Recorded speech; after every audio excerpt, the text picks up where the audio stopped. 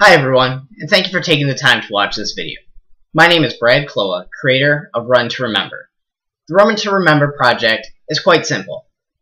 In 52 weeks, I'll attempt to complete 100 races with one goal, to raise $1 million for the Alzheimer's Association. Alzheimer's has touched my family very much so through two main members of that family. When I was very young, my great-grandmother suffered through Alzheimer's at an older age. At the point where when she was diagnosed, I was still very young, so I really didn't understand what Alzheimer's was. But later on, my grandmother, Phyllis Brinkman, also was diagnosed with Alzheimer's. In June of 2011, June 18th to be specific, she lost her 13-year battle with Alzheimer's. The entire time watching her go through that battle was extremely tough on my family, and especially on me.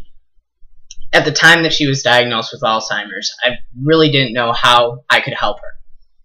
When the original diagnosis came, the inevitability that it would eventually claim her memory completely and eventually claim her life was very hard to handle.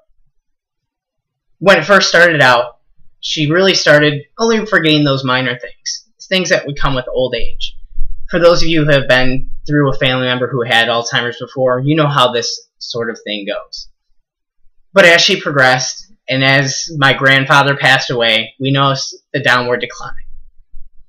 In 2004, after my grandfather passed away, Thanksgiving Day, she was making the stuffing for our Thanksgiving dinner. This is when we realized that Alzheimer's really was getting to her and coming to a point that she could no longer live alone. My grandmother at that time lived next to my parents, and so we picked her up and we went to church for that day, and we dropped her off. All of a sudden, while my mom and I returned home, we heard a knock on the door.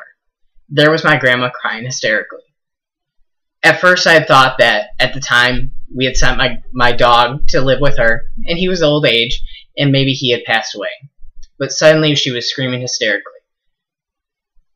My house is on fire. My house is on fire. My mom and I looked at each other very confused. We really weren't certain that that was what the case was. So we both took off running. I ran to the house first, and suddenly black billowing smoke came out. Her house, in fact, was on fire. As I kept my grandmother back and my mom called 911, I went inside to search for my dog because my grandmother kept saying, "Where's Michael? Where's Michael?" That was the name of our dog. And so I went searching for him, but could never find him. While my mom waited for the police to arrive and for the firefighters to arrive, I took my grandma back to our house, and she just kept crying and crying and talking about my grandfather and the dog. At that point, I realized that she didn't have a complete recognition of what the things had happened.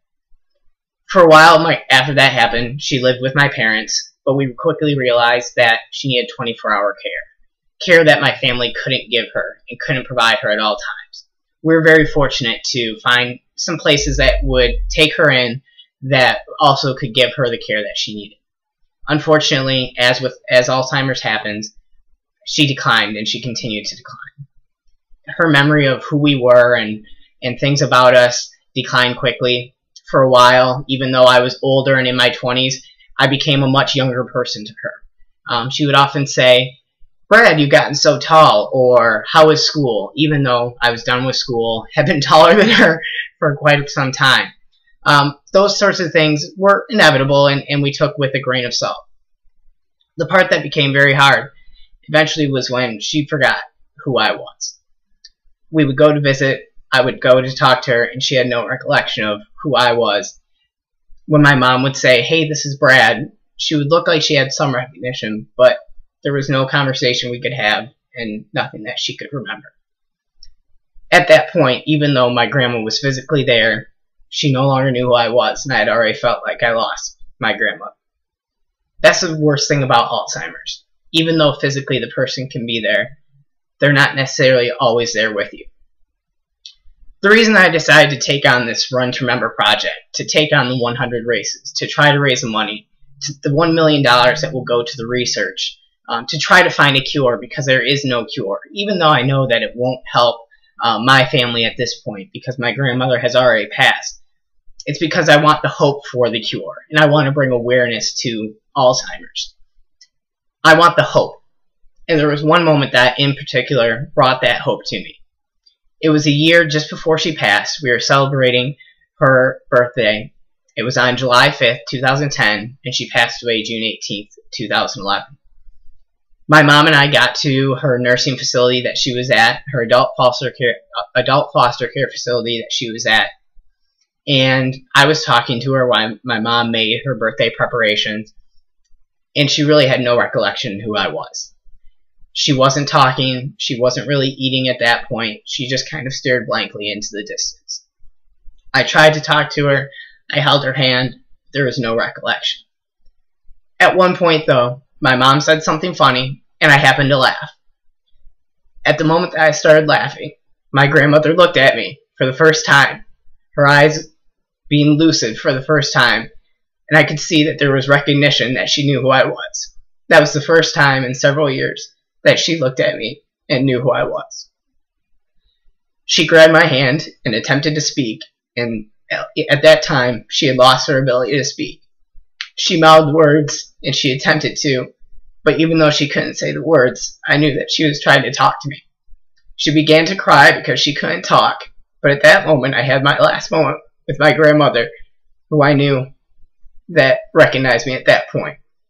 Very quickly, that moment was fleeting, and she went back to not being able to recognize who I was or what was going on around. However, that's the last memory that I like to remember about my grandmother, because it brought hope. Hope that even though for many years she didn't know who I was or who many family members were, there was always hope that she was still there, that her mind was still there, and she still had some memory of us. It's that hope that drives me to want to complete this project, and that's where I need your help. Whether you pledge money towards completion of each race, can make a donation, as a business can sponsor, or simply sharing this video and sharing the website that will be on the bottom, I would greatly appreciate that. Together, we can hopefully raise money to find a cure for Alzheimer's so other families don't have to go through the same type of thing.